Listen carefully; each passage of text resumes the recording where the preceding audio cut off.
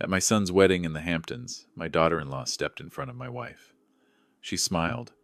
Then she placed a small card into my wife's hand. Not a blessing. Not a thank you. Just 2 words. Uneducated. The room full of wine and laughter went silent.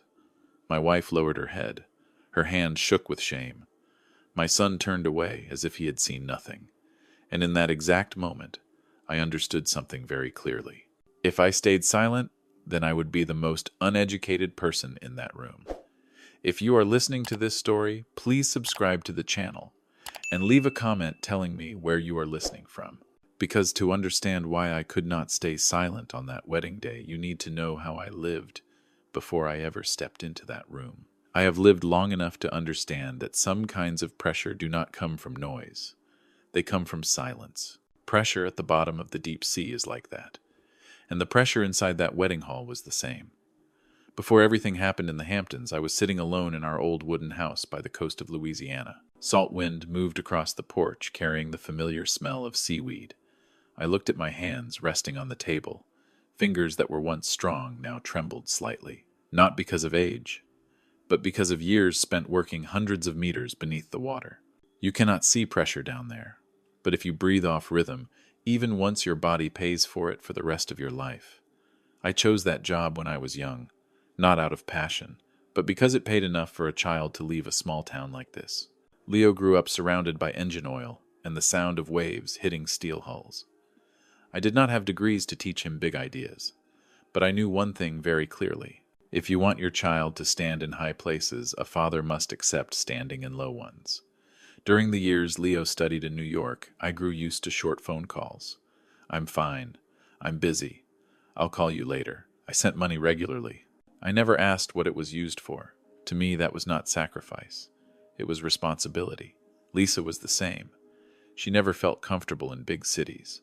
Every time she visited Leo, she prepared gifts far in advance. She wrapped them carefully, as if afraid of disturbing her son's busy life.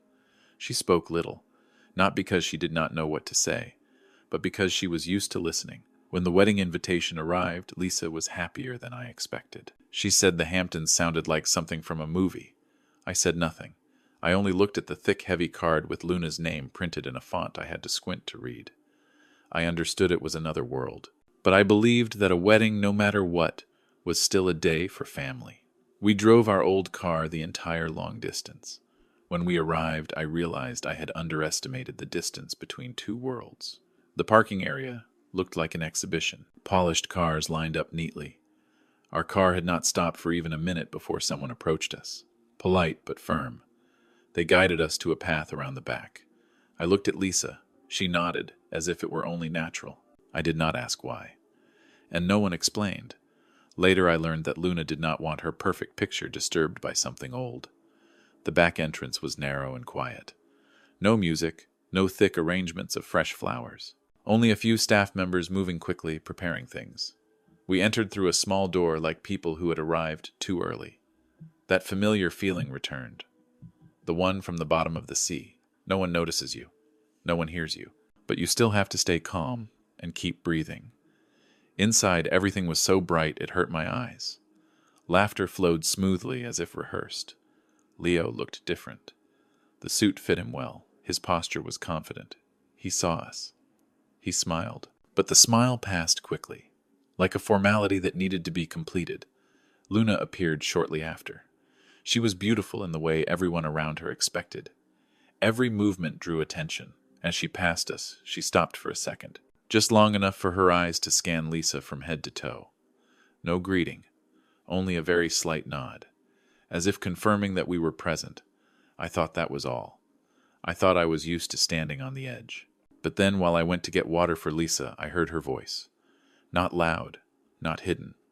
My in-laws are like outdated antiques, Luna said to her bridesmaids, her tone light, as if commenting on decoration. Best displayed in a corner where no one has to pay attention. Soft laughter followed. No one objected. No one stayed silent long enough for it to feel uncomfortable. I stood not far away, a glass of water in my hand, and for the first time that day, my breathing became shallow. At the bottom of the sea, when pressure rises, you are trained not to react immediately. A wrong reflex kills you faster than anything else. I had learned to wait. But I did not know that this habit of enduring, was what led us to the next moment. The moment when a small card turned a lavish wedding into a place where I was forced to choose between silence and the truth. After that sentence, nothing happened right away, and that delay was the most dangerous part.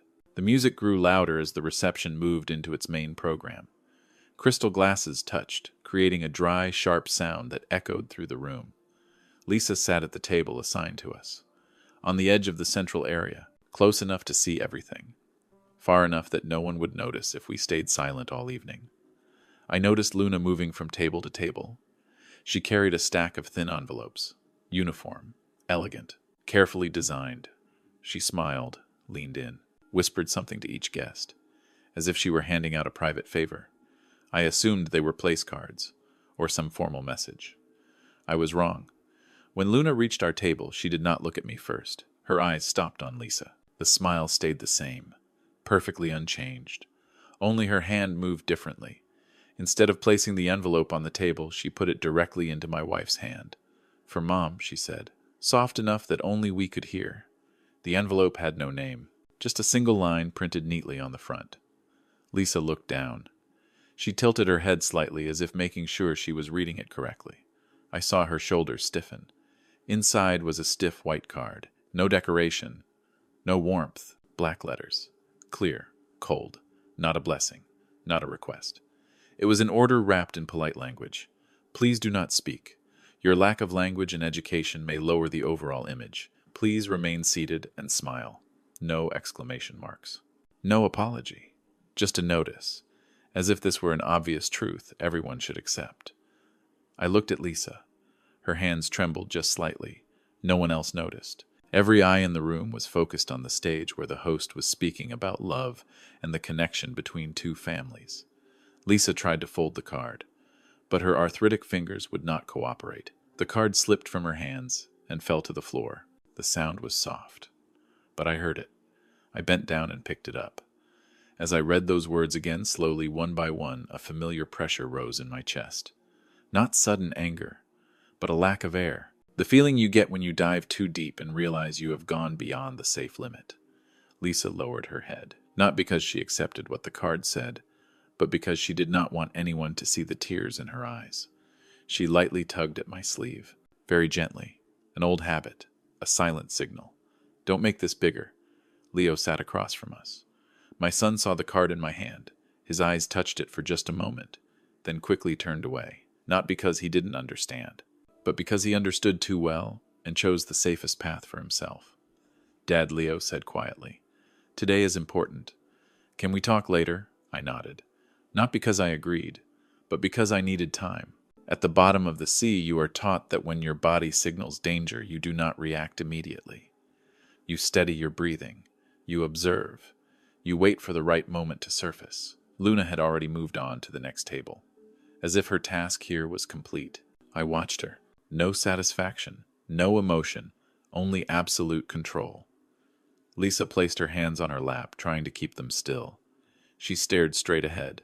She offered a small smile to anyone who passed, a smile I had seen hundreds of times before. The smile of a woman used to standing behind, used to not taking space, used to giving the light to others. I thought of late dinners in Louisiana, Lisa waiting for me to come home from long dives, the food already cold. Never a complaint. I thought of the times she folded small bills one by one, carefully noting dates, sending money to Leo. No one in that room knew any of this. And they didn't need to, unless they chose to turn that silence into a weapon. The music changed tempo. The main course was served. Everything continued smoothly, as if nothing were wrong. But for me, the air had shifted. I was no longer standing on the outside. The card lay in my hand, so light it felt almost weightless. But I understood very clearly. Some small things, when placed in the right spot, reveal the entire structure behind them. When I lifted my head, I saw Leo looking at me again. This time, he didn't look away. There was worry in his eyes, and a plea he did not say out loud. I placed the card on the table right beside my untouched glass of wine. I said nothing, but I knew that from that moment on, everything had entered a different phase. A phase where silence was no longer the safe choice. And that was when I decided to stand up. When I stood up, no one noticed right away. In that room, people only paid attention to movements that were announced in advance. A speech, a toast, an expected smile. An old man leaving his chair at a table on the edge was not part of the script. I walked slowly, not because I was unsure, but because I needed to control my breathing. At the bottom of the sea, if you move too fast while pressure is rising, your body reacts before your mind understands what's happening. I learned long ago not to rush. Leo saw me coming closer. He stood up on instinct like a child used to shielding himself. "Dad," he said quietly, trying to sound normal, "let me handle this." I looked at my son, the new suit, the polished watch on his wrist, an image I knew he had worked very hard to earn. But behind it I saw something more familiar, the tension of someone holding on to something that does not fully belong to him. "You already handled it," I said, low enough for only the two of us to hear, just not in the way I would have. Leo took a deep breath and glanced quickly toward Luna. She was talking with a group of guests, smiling at the right moments, nodding at the right times. Everything was still under her control, until it wasn't. "You should understand," Leo continued, his voice even lower. "Luna's family is considering a major investment.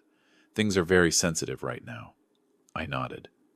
"I understand cash flow," I said. "I'm just not sure they understand where it comes from." Leo froze, only for a moment. But for me, that was enough. I took another step forward toward the central table where the light was strongest. I didn't tap a glass. I didn't ask for permission. I simply placed a small object on the table. My old diving watch. It wasn't shiny. It wasn't polished. The steel bezel was scratched. The glass had a thin crack in the corner, a mark from a hard impact many years ago. I had worn it on most of the important dives of my life. Not because of the brand, but because it had never failed me under pressure. A few eyes began to turn. Not because the watch was special, but because of the sudden silence around it. "I don't plan to make a speech," I said calmly. "But it seems that today some things need to be put in their proper place." Luna turned around. The smile on her lips slowed by a beat. She looked at the watch, then at me, as if trying to find the connection between the two. "I've worked hundreds of meters beneath the surface," I continued. "Down there, no one asks where you went to school. They only ask whether you keep your word to your team." Soft murmurs spread through the room. Leo stood beside me, his back straight, his shoulders tight. "My son's company," I said, without looking at him, "is doing very well. At least on paper." Luna tilted her head slightly. "I'm not sure what you're referring to," she replied, still polite. "I'm talking about the capital," I said. "About the credit line secured by my occupational accident insurance." The air shifted. Very slightly. But enough for someone familiar with pressure to feel it. Leo turned toward me, his eyes a mix of shock and fear. "Dad, from a pipeline accident many years ago," I continued without stopping. "The doctors said I was lucky. The bank said something else. They said it was excellent collateral." I looked directly at Luna. "Your family was told that Leo built that money on his own, correct?" No one answered. Luna said nothing. She only tightened her hand slightly. A fast, small reflex. "I don't blame anyone for wanting to move forward," I said. "But I'm not used to calling other people's sacrifices by another name just to make them sound better." Leo lowered his head, not out of public shame, but because he knew I was right. I could see it in the way he breathed. "I didn't come here to ruin a wedding," I said. "I came to return the truth about the money holding all of this up." I nudged the watch forward a little more like a marker. "Every scratch on it has a reason. And every dollar in that company does too." The silence stretched. No one interrupted. No one clapped. This wasn't a moment for reaction. It was a moment for recognition. Luna finally spoke. "I think perhaps we should talk privately," she said. Her voice was no longer the same. I nodded. "We will talk," I replied. "But not right now." I turned to look at Lisa. She was still seated. Her hands rested on her lap. Her eyes were on me. No worry. Only the quiet trust I had known my entire life. "I've been very deep," I said, turning back to the room. "And I know that when pressure reaches this level, there are only two outcomes. Either things break, or people are forced to adjust." I paused. We're at that threshold. As I stepped back, I knew the old watch had done its job. It didn't need to be beautiful. It only needed to be real enough to expose what was holding this entire room together. And I knew the next step would no longer belong to those accustomed to standing on high ground. I didn't need to say more for the room to understand that everything had just been pushed off its familiar track. This silence was no longer polite. It was a void, a space where people who once felt secure began to wonder what they were actually standing on. Leo pulled me aside. The movement was quick, but he tried to keep it calm. "Dad," he said, lowering his voice until it nearly blended into the background music. "Can we stop here?" I looked at my son. I saw the sweat at his temple. I saw the way he swallowed before speaking again. This wasn't concern for the reception. It was fear. The fear of someone realizing that what he had relied on for years was starting to pull away. "I haven't started yet," I said. "I've only reminded everyone that gravity exists." I took out my phone. I didn't raise it. I didn't make a show of it. I opened a familiar screen. "This morning," I said, just loud enough for Leo to hear, "I asked the bank to prepare a full loan settlement." Leo froze. "You can't." "I can," I said, "and I will." I stepped back to the center of the room. This time, no one pretended not to see. I didn't raise my voice. I didn't use harsh words. I only stated what already existed. "Within 24 hours, I said, the credit lines secured by my assets will be settled in full. By regulation, the related accounts will be temporarily frozen for review." A few people turned toward one another. Quick glances. Sharp. Calculating. Luna stood still, her hands clasped together. The smile was completely gone. "This is not a threat," I said. "It's procedure." Leo looked at me. This time there was no pleading in his eyes, only emptiness. He understood better than anyone what this meant. Not just money. Contracts. Reputation. Time. I thought I was done. Then I remembered the card in Lisa's hand, and I realized some truths cannot be delivered through numbers alone. I opened an audio file on my phone. "I didn't plan to bring this," I said, "but maybe today is the right time." The sound played. Not loud, but clear in the tense, quiet. Leo's voice. Luna's voice. Not arguing. Discussing. Coldly. "After the wedding, it'll be easier," Luna said. "They won't need to be here anymore." "A low-cost care place," Leo replied. "They're old. They won't push back much." "Then we're free of obligation," Luna concluded. "And everything stays clean." No one spoke. No one moved. I stopped the audio. "I didn't record anyone," I said. "The dash camera in the car did that automatically. I just listened later." I looked directly at Luna. "You talked about arranging our lives as if we were items that needed clearing away." Luna opened her mouth, then closed it. For the first time since I met her, I saw her lose control of her breathing. Leo stepped back. He didn't look at me. He didn't look at Luna. He stared at the floor where the lights reflected off tiny pieces of crystal. I turned back toward our table. Lisa looked up as I approached. I took the card from my jacket pocket. The same card. Light, stiff, emotionless. I tore it in half. Not fast, not forceful. Just firm enough for the sound of paper to cut through the silence. I walked back to Luna, held the torn pieces, and dropped them into the champagne glass in front of her. Bubbles rose, blurring the words that had just been destroyed. "You have degrees," I said, my voice steady. "But you're illiterate when it comes to compassion." No one argued. No one defended her. The people who had been laughing moments earlier now stood still, watching something they could not reverse. I turned back and took Lisa's hand. Her hand was still trembling. But this time, not from shame. I felt the familiar, gentle squeeze. Quiet. Enduring. "We're leaving," I said. "Not because we were asked, but because we've said what needed to be said." No one stopped us. No one saw us off. As we walked out, the door closed behind us, cutting off the music and the light. Outside, the air was cooler. I took a long, deep breath, like the moment you finally surface from dark water where pressure once crushed your chest. I didn't look back, because I knew the people who stayed behind would have to learn how to breathe in the space they had just emptied. We drove away from the Hamptons late at night. The lights behind us slowly faded, dimmed, and then disappeared completely. No one spoke for a long stretch of road. Not because there was anything left unsaid, but because everything that needed to be said had already been said in a way that could not be taken back. When we merged onto the highway, Lisa placed her hand over mine. That hand was still thin. The joints still stood out, but the grip was steadier now. I didn't need to look over. I knew she was smiling softly. The same kind of smile from when we were young, whenever I came home after a long dive. We returned to Louisiana on a windy morning. The old wooden house stood there unchanged, as if it had never left. I opened the door. The familiar scent of the sea rushed in. Lisa set her bag down. She walked slowly around the house, running her hand along the window frame as if confirming that everything was still here. The days that followed passed quietly. No calls asking for explanations. No immediate apologies. I didn't expect any. I spent my time fixing the small wooden bridge leading out to the dock. I cleaned the hull of the old boat, replaced a few worn parts. Every morning I woke early, drank my coffee, watched the water change color with the light.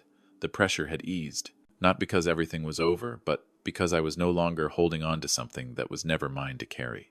News from the Hamptons reached me later, without me looking for it. A recording had leaked. No one needed to explain where it came from. Relationships that once felt warm began to cool. Invitations stopped coming. In circles where reputation matters more than truth, no one wants to stand too close to a story once its other side is exposed. Leo called one afternoon. His voice was tired. The confidence was gone. "Dad," he said after a long pause, "can I come home?" I looked out at the sea. "You know where the house is," I replied. "The door isn't locked." Leo arrived the next day.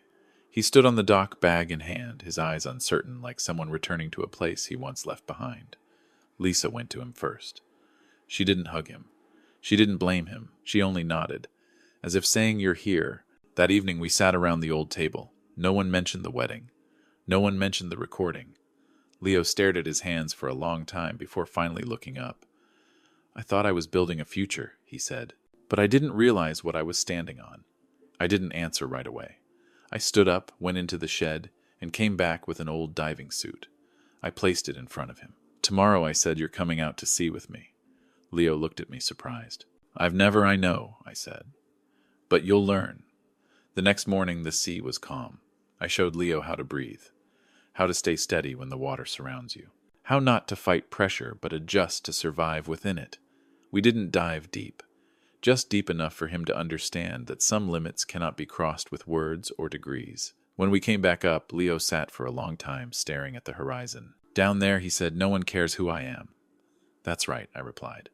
"They only care whether you respect the people beside you." In the weeks that followed, I opened a small diving class for local young people. No fees. Just one requirement: be on time, and know how to listen. Lisa brought water down to the dock. She sat reading, sometimes looking up at us. I saw her smile more often, not because life had become easier, but because it had become honest. Leo stayed. He helped me fix the boat, learned how to tie ropes, learned patience. I made no promises. I set no conditions. I let time do its work. One afternoon, as the sun sat low, Leo stood beside me on the deck. "Dad," he said, "I was wrong." I nodded. "I know. I want to start over," he said. I looked out at the sea. "Starting over doesn't mean going back," I said. "It means beginning from a lower place, and accepting that you have to relearn how to stand." Leo was quiet. Then he nodded. That night, Lisa placed a new card on the table, written by her own hand. No decoration, just one short sentence. I read it, folded it, and slipped it into my pocket. A person's value is not measured by how high they stand, but by the depth of kindness they show to those who laid the foundation of their life.